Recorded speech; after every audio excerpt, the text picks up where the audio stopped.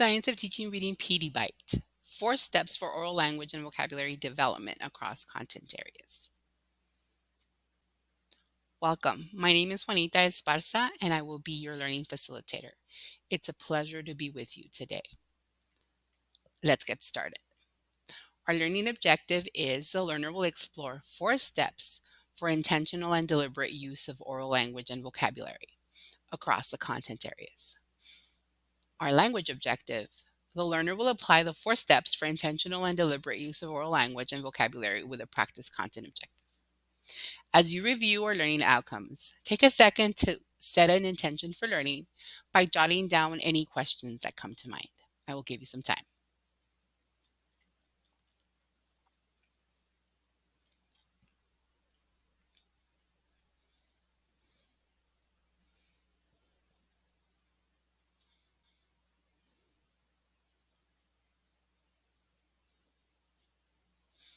In our House Bill 3 Texas Reading Academies, we learned that the Science of Teaching Reading, or STR, is the body of scientific evidence-based research on what students need to become proficient readers and how to teach students to read.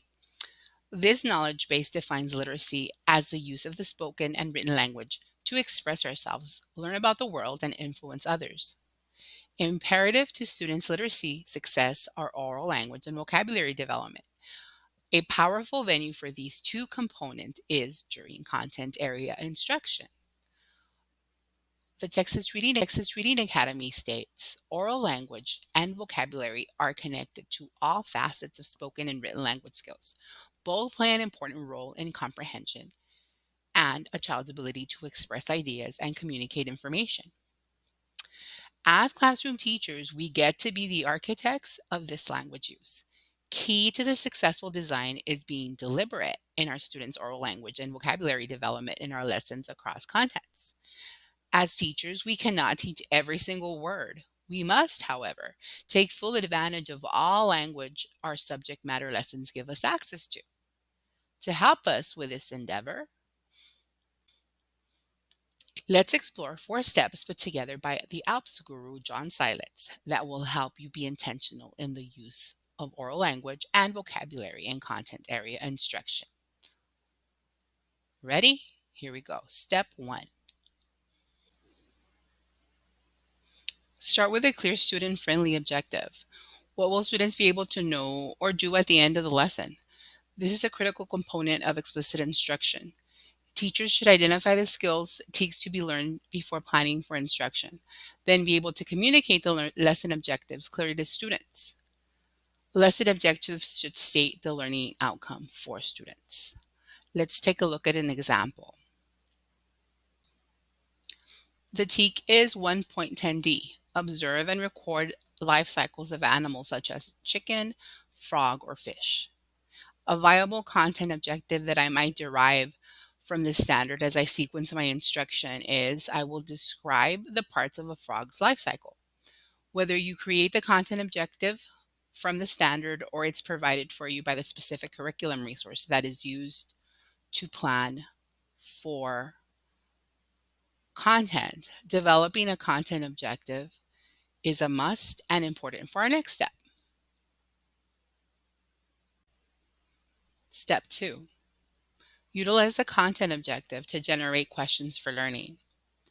If students were successful in the learning outcome of the lesson, what questions should they be able to answer? So let's go back to the content objective from our previous step. I will describe the parts of a frog cycle.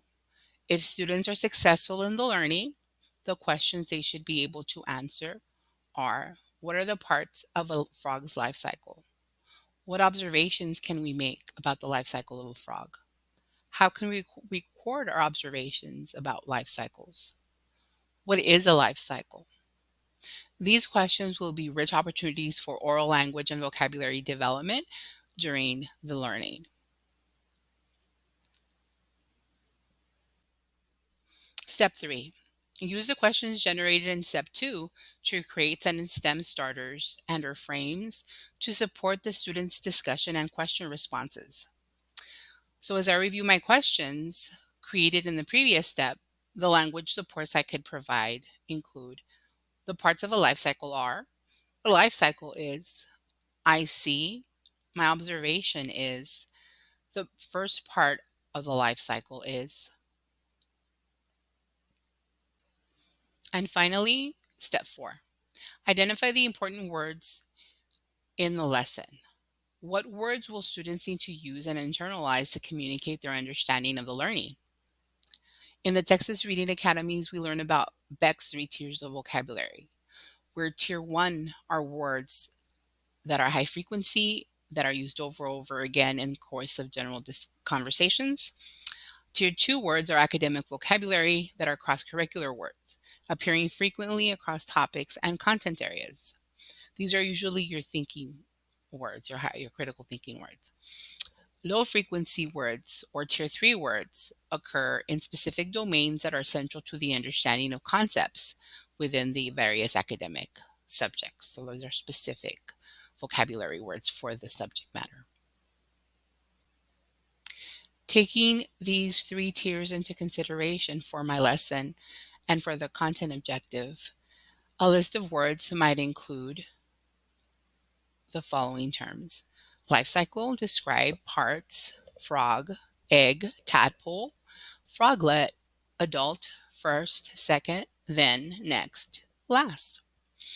The words that a teacher comes up with will also be impacted by the needs of her classroom. For example, if she has emergent bilinguals in her class. So let's review all the language that we've unpacked using our 4 steps. By using our content objective as our anchor, we were able to map out a lot of critical language to provide for deliberate oral language and vocabulary development during our lesson that will support students' concept attainment and overall literacy development. Now, here's a practice opportunity for you. You're going to practice using the 4 steps using the following social studies content objective. I can identify purposes for having rules.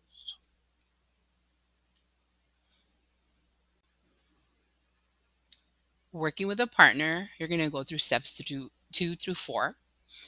Go ahead and pause the video so that you can have some work time.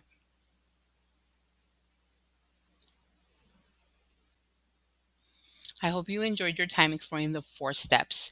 These are simple steps that you can take to really um, impact the oral language opportunities and vocabulary development during your day-to-day lessons in your content areas. So now it's time to check for understanding. As you review our learning and language objectives for today, discuss at your table if our objectives were met and how you will utilize any of the learning from today. Thank you so much for your time, and please, we appreciate your feedback.